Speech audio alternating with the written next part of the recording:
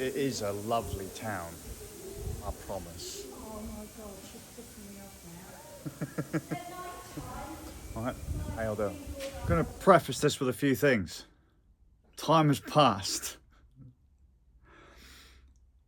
I wanted to say, what, how you doing? Maybe we should be using some AI to liven up the town a bit, which would have been a bit distasteful because I ended up going to a cemetery directly after. It's November 5th, so it's Guy Fawkes night, bonfire night, which is why it sounds like Vietnam outside. Old Vietnam. Not now. And I am a bitter, abrasive old cunt, okay? This whole thing is just a completely scrambled, off the top of my head, of just randomness that I just want to kind of get out there. So I've been having a few chats with a few people, and last night I caught something and it felt like a bit of a cope, and I'm kind of catching this kind of thing a lot recently, and it annoys me a little bit. So what I want to do here is talk about technology, AI, and why, one, I think it's bollocks, and two, kind of the effects it's having on people, and why people maybe don't get it, given that we live in a pretty overproduced world these days. And I'm not trying to take shots at anyone I mention here. If I mention anyone here, I don't know. As I say, it's going to be disorganised. Just want to get it out there. Some of the stuff I say might not even be true. I might be pulling names, if I pull names, and I might be thinking about someone completely different. So just take what I say with a pinch of salt. Just remember, I am old. I am pretty abrasive. You know, I have this knack of winding people up. If someone disagrees with me, that's completely fine. Just maybe take on board what I'm saying, just give it some thought, process it, and if not, then cool. This is probably now like 20 minutes on top of however long I gab on for. I remember a time when you used to have to do pretty much everything manually. I'm also going to throw some terms out there that I'm going to use they're not going to be right. I'm not going to use the correct terms. You can figure it out. I'm not going to insult your intelligence. Just know that I'm old. I'm self-taught in most things I do. I'm old enough to remember when you had to do a lot of things by yourself, manually, before a lot of the tools that are around today even existed. I was watching a video last night. I caught a video by Micro 4 Nerds. It's a lassie. She is a lassie who makes videos about photography. Primarily, usually, mostly around Micro Four Thirds camera systems, hence the name. Right, so that'll be like a Panasonic GH3, 4, 5, 6, Olympus OM cameras. It's the Micro Four Thirds is the sensor size, and she's putting up this video where she's talking about this new thing that you combo with your phone, and it's got a Micro Four Thirds sensor in it, and it's AI driven. And I'll be frank, it was pretty impressive. Preface here as well. You won't see AI here. I don't like AI stuff. I'll front load that, even though I've gone on for about 20 minutes. If you got to this point, sorry. I don't like AI. But she shows off this thing, and it was impressive. It was quite impressive. She's prompting this thing, and it's doing pretty much bang on what she's telling it to do. She takes a picture and she says, change this, change the colour of that, duplicate this thing in the scene, and all that kind of stuff. Really quite impressive. Scary and impressive. And then she goes, I wouldn't use this kind of stuff in my photography because, well, it's not really photography. Like, we're on this kind of weird boundary of what is and isn't photography. I'm very much in the camp of photography is purely capturing a moment in time. She will happily capture a moment and edit it a bit, and she'll occasionally use tools, as mentioned in the video, like some AI stuff to adjust images, clean up images that she doesn't find to be satisfactory, whatever. There was a point where she says, I'm taking a picture and the subject is great, but the background was terrible. And she uses this AI tool to remove the background. And this picture just so happened to be someone's wedding day. She's a wedding photographer. Well, she's multiple types of photographer. And that one annoyed me because she's like, I won't use AI, but I will use tools like spot removal and all that kind of stuff. And realistically, the AI is just like a spot removal tool in some cases, but it came across as a bit of a cope, came across as a heavy cope. Now, I am fine if you were to say to me, I am going to use the AI to cut out the subject, so the bride and the groom, and then I am going to take the cutout and slap them on top of another image that I have taken where the background isn't as messy. If I were to then give that to the bride and groom, I personally would say, so I took this picture, I really like this picture, however, I didn't like all the background clutter, here's a new one, have both. They're not really likely to care, but for the sake of my sanity, I would want to give them both. It just seemed like a bit of a cope to say she wouldn't use those tools and then use those tools. I don't like the generative parts of AI. Spoke to my mate Ram about it too, and he says to me, hey yo, you know what? The trouble is AI is a bit of a buzzword right now, and once upon a time we used to call a lot of these things algorithms. But an algorithm has now just been called an AI. So algorithm, like, I don't know, your camera, your auto exposure is using algorithms to gauge exposure. Fine. But AI is now the buzzword, and it comes across as a lot of a cope when people say, I'm not going to use it, but I will do this as if it's a tool. As I say, if you are going to take a photo, take a piece out of one photo and stick it into another photo, okay, just make people aware that you've done it. If you've gone and got the AI to generate an entire piece of your photo, that's not your photo anymore. No matter how you spin it, it's not yours. If you're writing a book and your book sucks, and then you hand it to me and I rewrite it, and then you get it published and have your name on the front of it, same kind of thing. It's not your work. You had the idea, but it's not your work. It's my work. If you've got the AI to rewrite your thing, it's not your work, it's the AI. You do not have to be good at everything, okay? You don't have to be a good musician, you don't have to be a good artist, you don't have to be a good writer. You don't need to use AI as a crutch though. I don't like hearing, but AI is a tool, it makes my work better, it's an accessibility thing. Rubbish. Think about all the disabled people who can now take part in art and music and all that.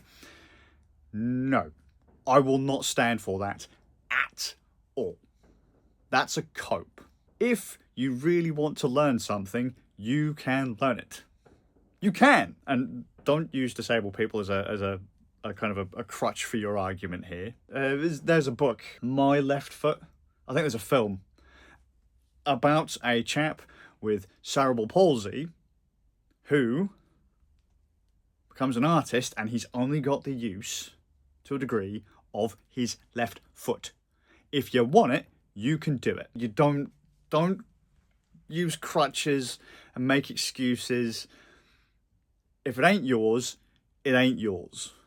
Tool or not, it's not yours. I've completely just flubbed the whole point there. I am not knocking Micro 4 at all.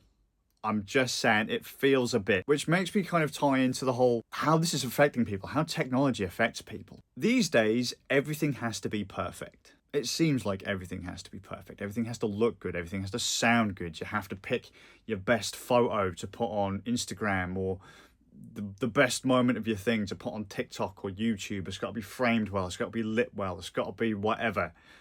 This is a phone on a Gorilla Pod with a couple of lights chucked in the room. I don't know what it looks like. I don't really care. And you'll go, yeah, I can tell, mate. Maybe you should use some AI to make your stuff not look shite. I'll give you that. There are so many people out there that they're depressed, they're miserable, they're suffering with these huge levels of anxiety because they can't do the thing that their favourite artist, creator, musician, whatever does. But it's not that they can't, it's that they don't realise the process. They haven't clicked that person is going A, B, C, but they're not telling you B. You go out with your photographer mate, and you and your mate snap a picture. Solid 6. Solid 6 out of 10. It's a bit above average. It's a nice scene. It's lit nice. You've captured the moment just fine. You both sod off in different directions and come back in about an hour or so. Your mate's photo looks amazing. Yours still kind of looks like the scene you took the photo of. Oh my God. How did their photo look? How does it look so good? It really pops. The colours, the sky. Oh my God, it's just, so beautiful. And they post it online. You post yours online. They get buckets more likes and views than you. You feel like shite. Why doesn't my stuff look like theirs? What you don't realise is in the time that they went away, they spent all of that time in an image manipulation program tweaking the shite out of it. If you actually looked at the moment, you'd go, that's actually not the same moment, is it? It's not even the same scene. An example, and I could be wrong, apologies in advance. Peter McKinnon, he does just this. At one point, he took this picture and he's like, this is a shot I put on my Instagram. Here's my process. It might not have been Peter McKinnon, but I'm going to just throw Peter McKinnon under the bus here. Sorry, mate. No one's going to see this, so no one cares. He shows this photo. It's a gorgeous photo. He's on a bridge and there's like some flats or something on the side, whoever it was. Looks really nice. Really nice scene. All right, sky. Again, a solid 6. Then he shows you the editing process, which I know is counter to what I just said, that people don't tend to show you the B point, but he shows you the B point. And he goes through it and heavily edits it.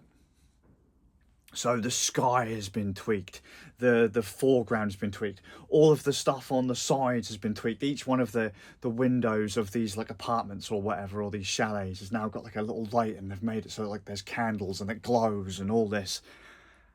And you go, that's not even the same photo, dude. That's not even the same place. That place didn't even exist. C looks great because of what you did at like in point B, but it's not real. And so people are going to look at your photograph and go, that's amazing. I want to take that photo, without understanding the process of B. And they're going to be miserable because they take a picture and they just get that solid 6.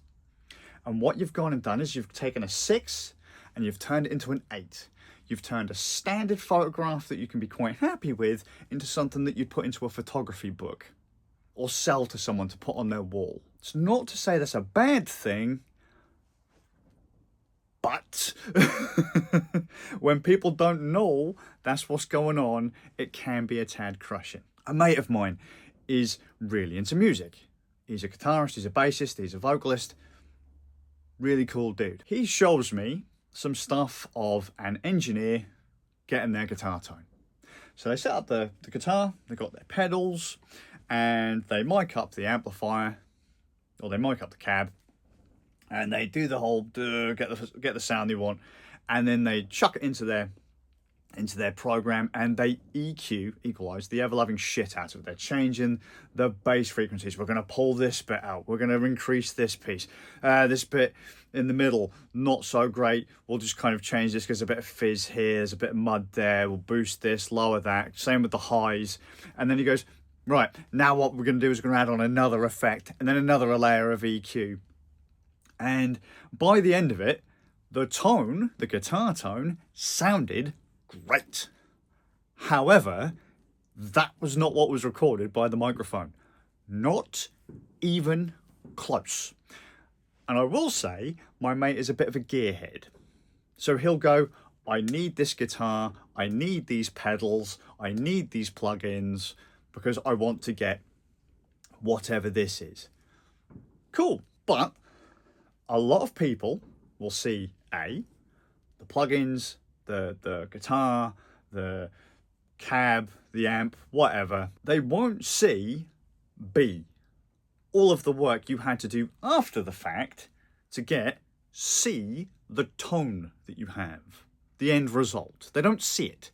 So they'll go out there, they'll buy that gear, they will practice like mad, and still not be satisfied because they don't have that tone. They don't have that sound. They can't get close to something sounding that clean, and they think they're doing something wrong. They're not. They've just missed a bit. They weren't told about the bit where you've edited the ever-loving shite out of the thing that you're trying to put out there. It's not the same. The thing that you captured isn't real. It's modified. It's a form of art in itself, like editing the photos, tweaking your guitar and all that kind of stuff, really hardcore in post. It's a different thing. If I say it's not real, it is real. It's obviously happened. In photography, I like to capture moments. The most you'll get from me is an exposure adjustment. I don't like cutting things out from point A, cutting things out from point B, slapping them together. If I'm going to do a multi-exposure, I'll do a multi-exposure in camera. Look it up, don't worry about it. Grossly oversimplifying a lot of stuff here. I apologise. I'm not going to insult your intelligence. Just look things up if you need to. Same with the guitar. It's up to you to do the things you need to do to get the tone you want to do. And these days we have the technology to allow you to do so. Just be clear with people so that they don't sit there and freak the fuck out when they try and do what you do and they can't do it. Sometimes it is a skill issue. Other times it's just that you're talking shite and you haven't told them the steps in between. I don't like heavily edited photos, especially when people don't realise that the photo there was originally the thing was a 6. 6 becomes an 8. I know someone's going to say, yeah, well, that's obvious. In some cases, but then it does kind of develop trust issues in people. It does bring up the nerves. And again, I don't like the whole idea of, well, it makes things more accessible. Things are infinitely more accessible than they were back in the day. Another little example, probably using the wrong term here, rotoscoping. It's where you will have, say, video. If you ever played a Mortal Kombat game, they used to rotoscope the characters. So you'd have like a guy standing there and he'd throw a punch and then they'd cut that out to put into the game. They would cut it out frame by frame. So if you were to shoot at 60 frames per second, everything's in 60 frames per second these days for whatever reason, you would have to cut out each moment, each frame, there's 60 of them to get 1 second. 60 images in 1 second. 60 still frames to equate to 1 second. You'd have to manually cut out. Where I come from, that's what you had to do. You'd have to manually cut out each frame of what you wanted to stick onto the other thing. And it was a nightmare. It was time consuming. Things are a lot quicker and a lot easier now. It's a lot more accessible, I get it. But I remember having to do that work. I remember when the magnetic lasso tool came out, which is like a contrast detect thing. So you get the little tool and you go, right, I'm going to draw around the person. And instead of actually having to manually go through and erase all the stuff, you can literally go, click the guy's arm, click the next point. And in theory, it will kind of follow the colours. So you'll be standing like on a white background or whatever, or something where it's a clear separation. And you could go through and click it. And you could fix each pixel, like if it kind of jagged up or went down into the arm or whatever, you could kind of adjust it so that it all fit and you had a nice outline of the person, and then you could cut, when it all stitches together, you could then cut it out. Bam! Saves you loads of time. It was like witchcraft back in the day. Now, I saw a thing in Final Cut. This guy was doing this thing on this video, and it was really quite impressive, actually. I was like, oh, wow, cool. He spent the time to do this manual thing. And then I realised, no, he's using a magnetic background removal tool, or I can't remember what the actual thing is. There's a tool in Final Cut Pro that does like a magnetic lasso style thing, where it gives you a pipette and you can click on the subject, say you or your mate or whatever. You click it and it'll kind of put like a coloured layer over the top, a see-through coloured layer. You click the next bit and it'll kind of do the same. And it's kind of like trying to pick out the area that it thinks you're going for. So like in my case, I'm wearing this green top, and I'll click here and it'll go, okay, I'll go here. Let's say the colour behind me is red or whatever. It'll go, there's the edge, stop. And it'll try and fill in that space.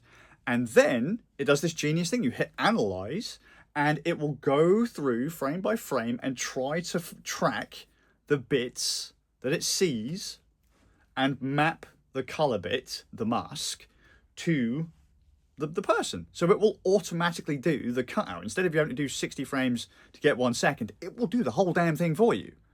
And it'll go, you can go, that was a bit off on this frame, rewind a little bit, and then go plus or minus, take away a bit, it's spilled off into the background, take that bit off, go forwards a little bit, plus, add a little bit on there because it missed, say, a bit of the hat or a bit of the hair, and it just does the damn thing for you.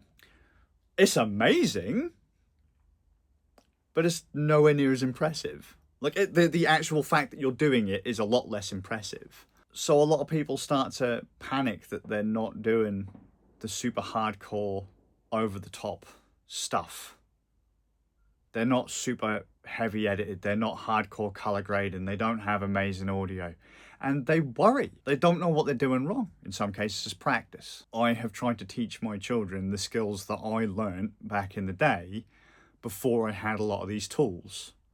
Manually animating things, manually cutting things out, all these little kind of adjustments. I remember back when you used to have to, if you were going to do a multicam edit, do you know what you used to have to do? Yeah, you'd get all your footage, right? You'd slap it in your timeline, and sometimes you'd actually have to do this crazy thing where you'd re-encode it yourself because your computer wasn't powerful enough to do the edit.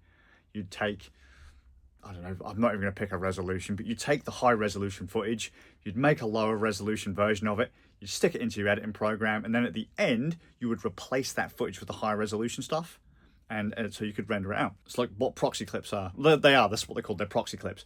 Software does that automatically for you, by the way, now, so you don't actually have to go out and buy a really hardcore high-end PC. You can just hit the button and it will proxy it. So, my PC can't edit 4K in real time. You don't have to, mate. Just tell it to set a proxy clip and go make yourself a cup of coffee.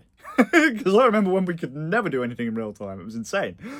But, like, I'm teaching my kids, like, the multicam edit.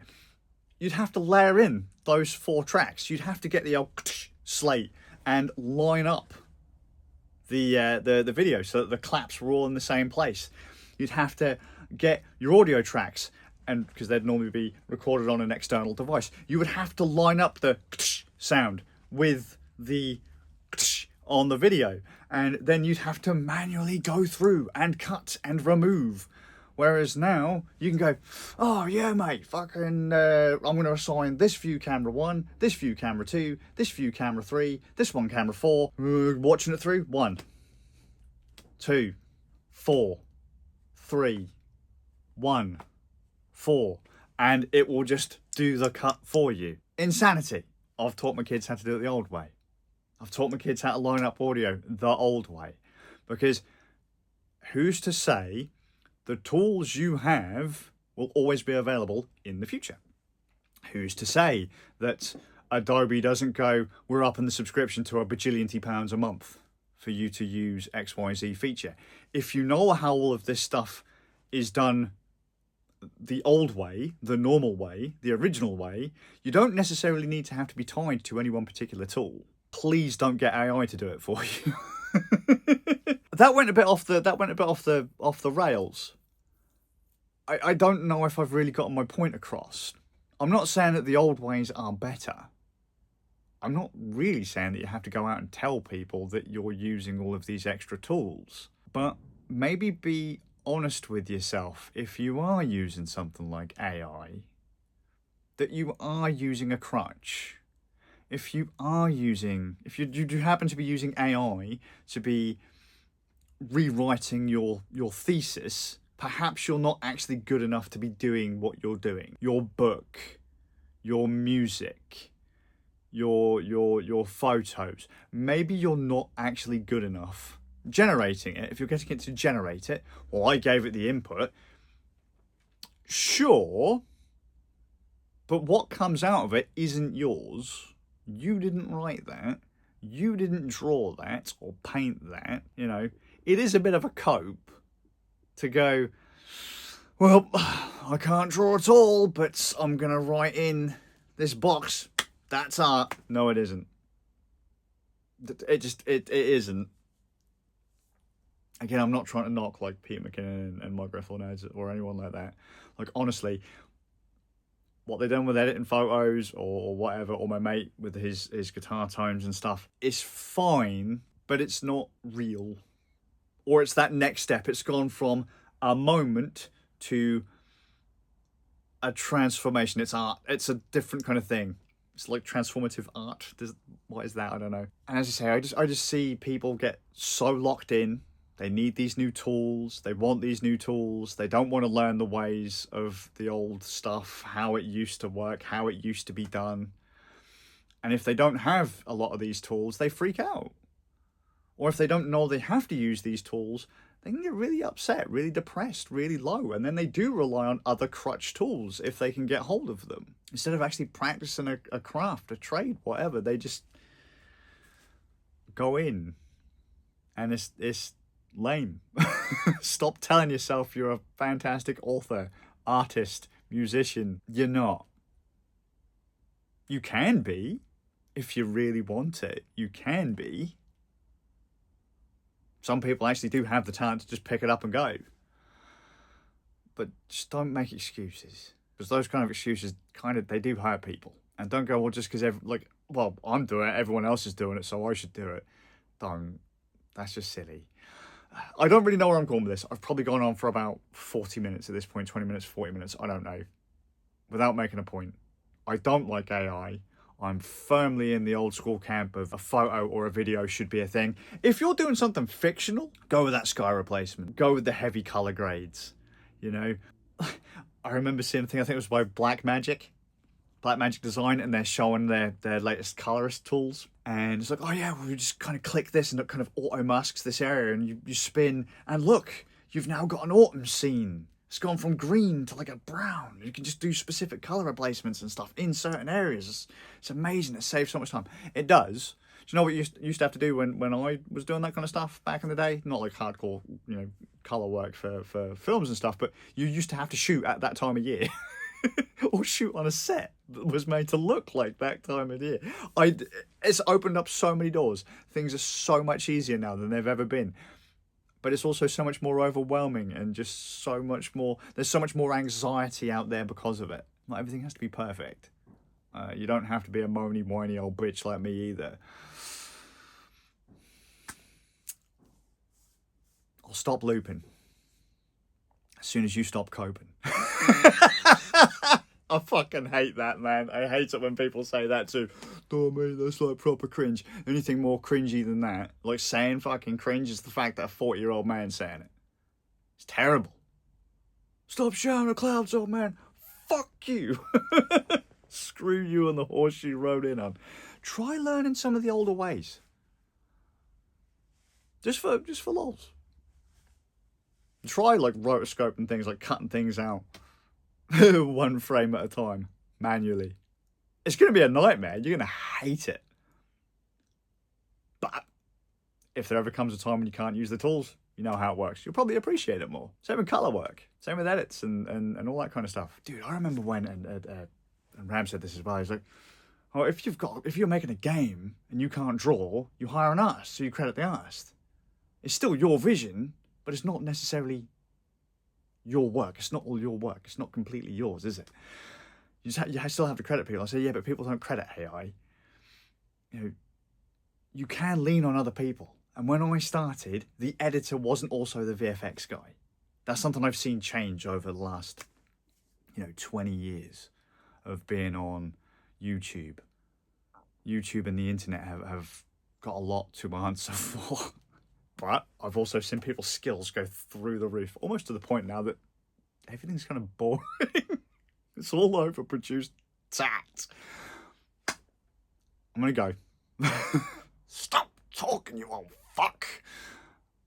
I hope you're well. I didn't make a point. If I can get this down to a clear, concise thing at some point, I'll make another video about it. I meant to make this hours ago. As I say, time has passed. I got sidetracked. I'll see you all with a bit of luck in the next one. And if you've got here, you can do this stuff. You really can. You want to play guitar or an instrument? Practice. You don't have to be on the main stage, but you can still do it. You don't have to sell art. You can just get out there and just do it because you enjoy it. Learn it. Practice. Just put yourself into it. Don't take shortcuts. Try not to take shortcuts. All right? See you in the next one.